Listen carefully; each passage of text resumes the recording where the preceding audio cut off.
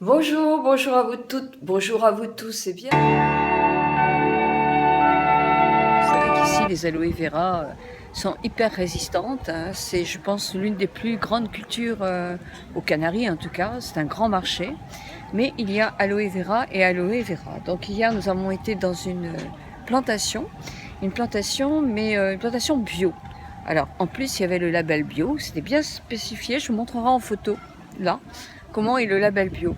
Mais en France, il faut que vous fassiez attention parce qu'il y a plein d'aloe vera qui ne sont pas de l'aloe vera pure, donc qui n'ont pas, même si elles ne sont pas bio, ça n'a aucune importance, mais au moins avoir une pure aloe vera, ce qui est important quand même. Mais à vérifier, c'est effectivement il y a tous les logos nécessaires à une aloe vera qui est véritable, qui n'est pas mélangée avec d'autres composants.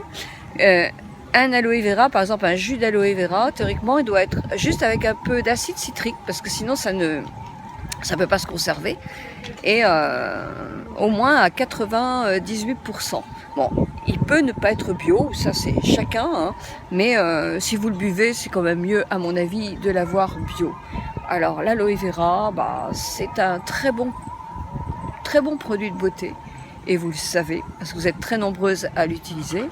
Vous l'utilisez, moi je l'applique de plus en plus, on en trouve en petite quantité dans les produits solaires. Alors ils n'ont absolument aucune protection. L'aloe vera ne protège pas des coups de soleil, sauf que comme elle a un côté apaisant, eh bien elle va protéger davantage la peau. Moi quand je vais au soleil, alors pas avec ce soleil là, parce que là c'est vraiment, j'y vais pas beaucoup, mais en été par exemple, je mets toujours une petite couche de gel d'aloe vera avant de mettre ma crème solaire. Ça me fait pas une double protection, mais ça protège un petit peu plus, ça apaise ma peau. Voilà, sinon je vous parle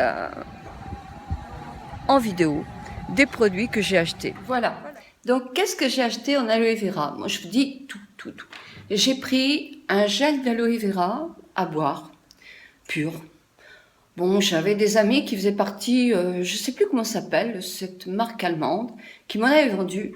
Et sincèrement, j'avais trouvé que ça m'avait rien fait. Donc le prix est nettement moins cher ici, bien sûr. C'est bio. Donc je me suis dit, allez, avec mon mari, on va se faire une petite cure. Donc on en prend 2 petites cuillerées à café le matin. On va voir si ça fait des miracles. Non, ça ne fera pas de miracle de toute façon. Mais peut-être que c'est aussi bon qu'on le dit, donc on va tester. Là, l'aloe vera, le gel relax. Alors, on dit que c'est très bon pour tout ce qui est arthrose, pour tout ce qui est douleur rhumatismale. Ça sent effectivement un peu le menthol. Pourquoi pas? Donc, mon mari est sujet à l'arthrose sur le cou et sur ses genoux. Donc, massage. Et on va voir ce que ça donne aussi. J'ai pris ceci parce que ma petite belle-fille et adore l'aloe vera en crème hydratante. Donc, il y avait le gel, vous savez, le fameux gel qu'on met un peu comme un sérum, et la crème. Donc, je lui ai pris le tout.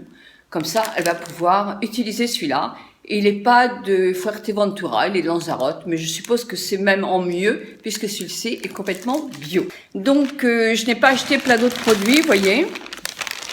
Je vous expliquerai, alors si j'ai acheté des petits savons aussi. Mais je vais m'en trouver des grands, parce que ça c'est franchement tout petit, c'est le savon à éviter. Mais je les ai trouvés très agréables. Voilà, bah écoutez, j'espère que cette vidéo va vous avoir plu. Moi évidemment j'ai une drôle de tête, ici il y a beaucoup de vert. Le vert c'est pas flatteur pour le visage en appartement. Et puis, bah voilà, je suis pas tellement maquillée non plus. Donc bisous à vous toutes, bisous à vous tous.